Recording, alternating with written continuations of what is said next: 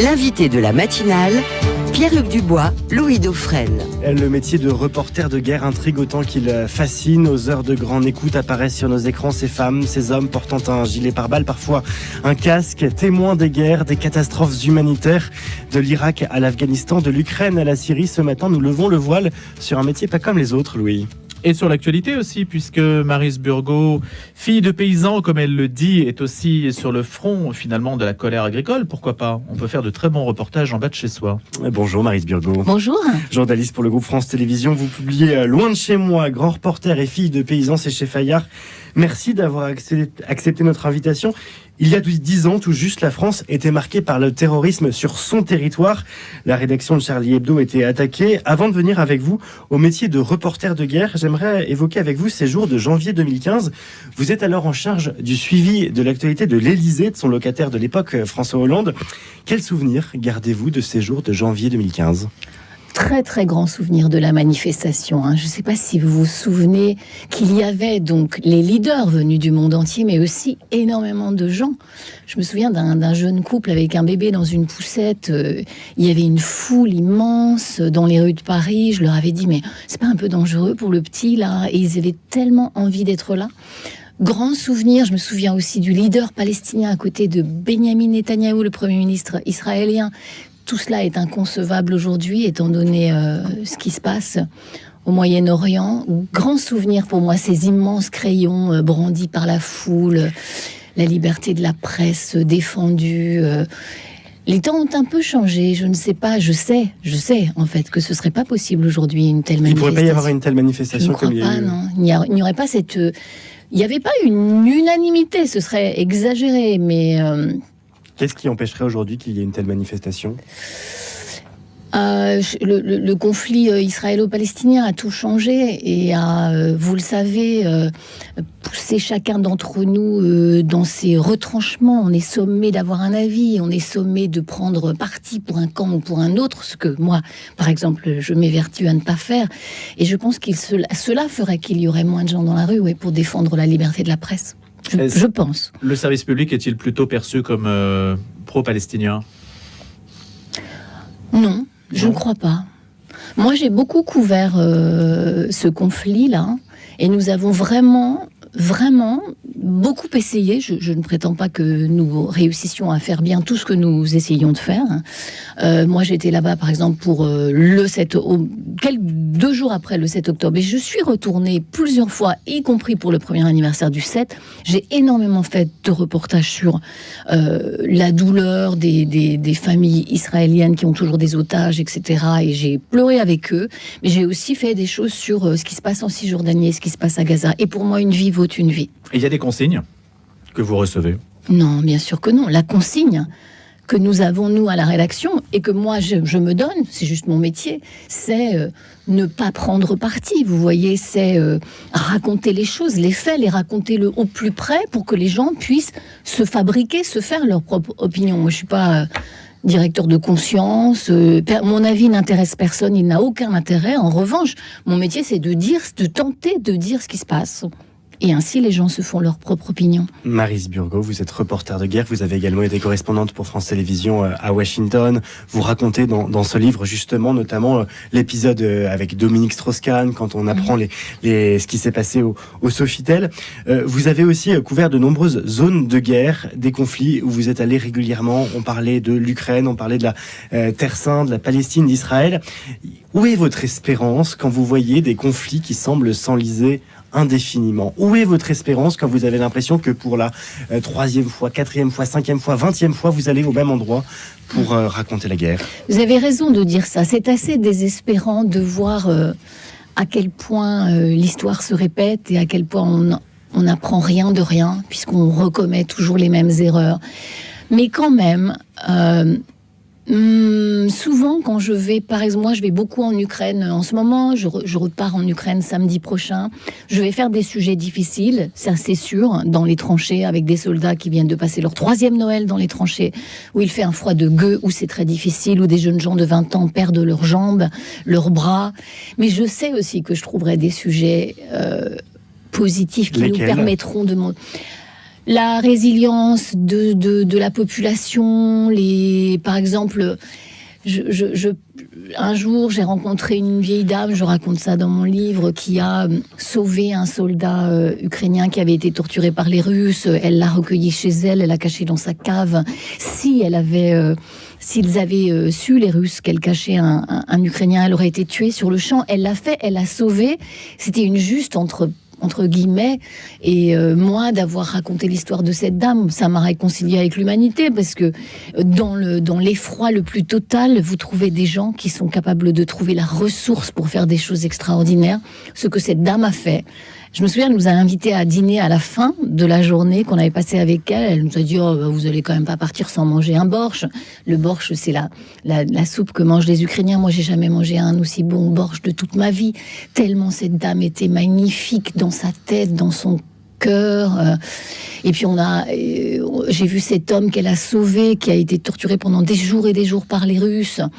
C'était une histoire magnifique. Donc oui, il y a des raisons d'espérer quand vous écoutez des histoires comme ça. Et en Israël, par exemple, j'ai fait le portrait d'un chauffeur de bus palestinien, qui est allé chercher des jeunes juifs israéliens de la rave party pour les sauver. Il les a sauvés. Il a sauvé 11 jeunes. Bon, voilà, c'est une raison d'espérer. Il y a quelques femmes, Maryse Burgot, qui ont obtenu une certaine notoriété à travers le reportage de guerre. Je pense à Niva, par exemple, ou Marine Jacquemin. Est-ce que vous formez une sorte d'association des femmes reporters de guerre? Le prix Albert Londres a été remis à une femme qui s'est rendue sur le front ukrainien, d'ailleurs. Je sens un certain cynisme dans votre question. Non. Est-ce qu'il y a une sensibilité qui amène à Franchement, explorer certaines questions de manière différente? Je ne pense pas. Oui, c'est vrai, vous avez raison. Lesquelles, justement? Les femmes ont écrit sans doute peut-être plus de livres que les hommes. Je ne sais pas, les hommes aussi écrivent des livres. François-Xavier Ménage, TF1. Je crois que c'est un... Quelle était la question? La question, c'est quoi? Il y a des femmes qui partent sur le front, voilà, et plusieurs qui ont acquis une certaine notoriété grâce au reportage de guerre, en fait. Est-ce qu'elles sont volontaires pour ça? Alors oui, vous êtes volontaire pour aller sur une zone de guerre. Et pourquoi? Voilà. Parce que moi, par exemple, j'ai commencé à aller en Ukraine.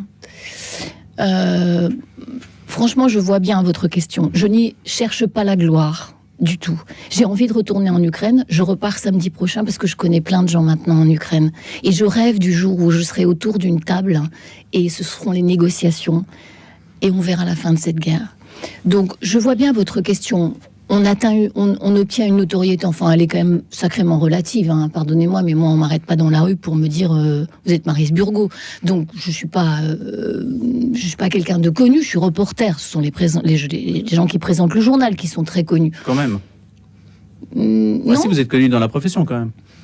Ah oui, dans la profession, dans le milieu. C'est ce qui compte.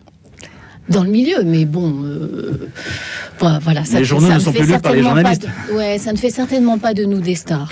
Non, mais c'est pas ce que je voulais dire. Je voulais dire simplement, est-ce que ces femmes que l'on envoie dans des situations difficiles, est-ce qu'elles répondent en fait d'abord à un volontariat? Qu'est-ce qui les motive en fait précisément? Et est-ce qu'elles développent des capacités qui font que leurs reportages vont être différents? Certainement pas. Je pense qu'on fait la même chose que les hommes, mais peut-être que nous, les femmes, comme c'est, pardonnez-moi de vous dire ça, mon cher monsieur, plus difficile pour nous encore. Peut-être que pour prouver encore plus, nous décidons d'aller sur les terrains de guerre. Vous voyez? Parce que c'est plus difficile de s'imposer dans ce milieu encore aujourd'hui. Peut-être. Et que c'est pour ça qu'on retrouve finalement plus de femmes reporters de guerre aujourd'hui. Peut-être. Et quelle satisfaction y trouvez-vous même personnellement? Mais alors, je ne dirais jamais satisfaction d'aller sur une zone de guerre. Enfin, on n'est pas satisfait d'aller sur une zone de guerre. Moi, je n'ai aucune addiction à ça. Bien au contraire, j'aime faire tout autre chose. Je fais d'ailleurs régulièrement autre chose. Je ne veux pas faire que les zones de guerre. Oui. Je vais au coin de la rue faire les gilets jaunes. Donc, je n'ai pas de forme d'addiction à ça. Et Maryse Burgot, justement, on parlait d'arriver dans le milieu du journalisme. Dans ce livre, vous rappelez aussi le parcours qui a été le vôtre pour atteindre pour devenir journaliste. Vous êtes fille d'agriculteurs qui ont une exploitation en Ille-et-Vilaine. Quel a été contre quoi vous êtes-vous battu, j'ai envie de dire, pour devenir journaliste? Est-ce qu'il a fallu se battre contre quelque chose? Est-ce que ça a été le parcours normal d'une bonne élève? Comment est-ce que on fait ce parcours? D'autant que vous écrivez « Je suis une évadée de mon milieu d'origine ». Mais c'est vrai. c'est incontestable. Je viens d'un milieu rural, très populaire, très agricole. Il n'y a aucun journaliste dans ma famille. Il n'y avait pas de livres à la maison. Je n'ai pas grandi dans un milieu intellectuel. J'ai grandi dans un milieu, en revanche, extrêmement bienveillant et très travailleur. Donc, j'ai appris ce que c'était que de travailler, de jamais partir en vacances. Bon, ben voilà, ça crée un socle quand même, je pense. Mais oui, je pense que c'est quand même un peu plus difficile. Je ne me victimise pas du tout. Au contraire, c'est un message, ce bouquin, à ceux qui ont le sentiment qu'ils ne sont pas nés tout à fait au bon endroit. Si vous êtes né au bon endroit, parce que de ce que vous croyez être un manque, une difficulté, une fragilité, ça fera de vous quelqu'un de fort. Donc, oui, non, tout n'était pas si facile, tout n'était pas difficile non plus. J'étais pas trop nulle à l'école, donc ça aide. Mais ouais, je me suis battue contre un certain déterminisme social. Dans mon village, personne ne m'a dit qu'il fallait faire une école de journalisme. Vous voyez, ni mes parents, qui n'en avaient aucune espèce d'idée. C'est moi qui, au bout d'un moment, ai réalisé quel parcours il fallait que je fasse. D'ailleurs, j'ai mal commencé. J'ai fait des lettres modernes. C'était pas la bonne idée. C'est pas ça qu'il faut faire. Quel regard vos parents portent-ils aujourd'hui sur leur fille ? Ils ont 88 ans, ils sont assez fiers, bien sûr. Hein. Mais comme ils sont fiers aussi de mes autres sœurs, on est 4 filles. Hein. Et c'est pas parce que elles sont pas journalistes qu'ils sont pas fiers. Ils sont aussi fiers de ce que font mes autres sœurs. C'est un milieu devant lequel je m'incline. Vous voyez, ce sont eux les héros de l'histoire. Ils sont donc, ou ils étaient agriculteurs, vos parents. La coordination rurale relance la mobilisation aujourd'hui. Vous êtes reporter de guerre, mais parfois il vous arrive de faire des sujets aussi en France. Ouais. Quel regard vous portez justement sur cette détresse agricole aujourd'hui, puisque vous dites que vous venez aussi de ce milieu-là, vous connaissez sûrement beaucoup de personnes qui aujourd'hui sont devenues agriculteurs. Quel regard vous portez sur la crise ? Ça me sidère qu'on ne réussisse pas. Mais c'est difficile pour nos gouvernements, je comprends bien. Ça me sidère qu'on ne réussisse pas à trouver des solutions pour que le monde agricole aille mieux. Pour que les agriculteurs français cessent de se suicider, par exemple. Parce que le taux de suicide, c'est quelque chose d'énorme dans ce milieu. Et dans le village duquel je viens, 1900 habitants, Bazouges-la-Pérouse, il y a énormément d'agriculteurs en détresse, vous voyez. Et donc, ouais, ça me sidère, ça me révolte, tout autant que les gens qui gagnent mal leur vie, qui ne sont pas assez bien payés. Moi, je ne suis pas une femme politique, je ne connais pas les solutions, mais j'aimerais bien que notre gouvernement passe plus de temps à essayer de trouver des solutions plutôt qu'à reformer un énième gouvernement. Ce serait bien. Sur l'actualité internationale aujourd'hui, on dit que c'est un petit peu le parent pauvre dans les médias parce que les gens s'intéressent moins à ce qui est loin, selon une règle assez connue. Ouais. Est-ce que la mondialisation, les réseaux sociaux, tout cela, est-ce que ça a favorisé la curiosité des gens ou ça les a invités au contraire à se retrancher vers un milieu plus connu de leur environnement ? Ouais. C'est vrai que, par exemple, dans nos journaux à nous, moi je travaille pour France Télévisions, pour le journal de 20h, il y a des sujets de politique étrangère, mais il y a aussi beaucoup de sujets de proximité. Parce que c'est notre mission de service public aussi quand même d'avoir un socle de téléspectateurs. Mais on se bat, vous voyez, pour continuer à exister. Et moi, je pars en Ukraine samedi. Et j'espère qu'on va réussir à faire des bons sujets pour faire que les téléspectateurs s'intéressent encore à ce conflit qui lasse. Vous avez raison. Au début, tous nos sujets, ils étaient en ouverture de journal il y a 3 ans. Maintenant, ils sont à la fin du journal, bien sûr. Et non seulement ils sont à la fin, mais il faut se battre pour qu'ils passent parfois. C'est un combat qu'il faut mener. Ouais. Vous étiez présente à Notre-Dame de Paris il y a quelques semaines. Vous voyez souvent l'horreur de la guerre, l'horreur des conflits. Ça faisait du bien de voir aussi la beauté des pierres, la blondeur retrouvée de la cathédrale Notre-Dame de Paris. Ouais, c'était magnifique. J'ai demandé j'étais candidate. Moi, je suis candidate pour aller sur les zones de conflit, mais je suis aussi candidate pour aller à Notre-Dame de Paris parce que bon, c'était un événement, c'est un privilège extraordinaire que d'avoir pu être sur le parvis de cette cathédrale et de rentrer pour la première messe. Et moi, j'ai été fascinée par les métiers, les dizaines et dizaines de métiers extraordinaires qui ont œuvré pour redonner toute sa beauté à cette cathédrale vraiment magique. Comment les équipes de France Télévisions ont-elles vécu cette réouverture aussi ? Parce que c'était aussi assez inédit qu'on s'intéresse autant à un lieu de culte. Alors forcément, sur notre antenne, ça nous parle, cette cathédrale Notre-Dame de Paris, mais là, ça parlait à la France entière. Comment ça a été vécu ? Comme un événement majeur, hein, et donc comme quelque chose qu'il fallait traiter comme on a traité, je sais pas, la manifestation Charlie, par exemple. Vous voyez, comme quelque chose qui s'adresse au monde des croyants, bien entendu, mais pas seulement. Quelque chose de fédérateur, comme un socle. Et d'ailleurs, je crois que les Français l'ont vécu comme ça, non ? Je ne sais pas, ce sont vous peut-être qui connaissez mieux ces choses, mais c'est un événement qui nous parle à tous. Notre-Dame de Paris, sa réouverture. Je me souviens du soir où la cathédrale a brûlé.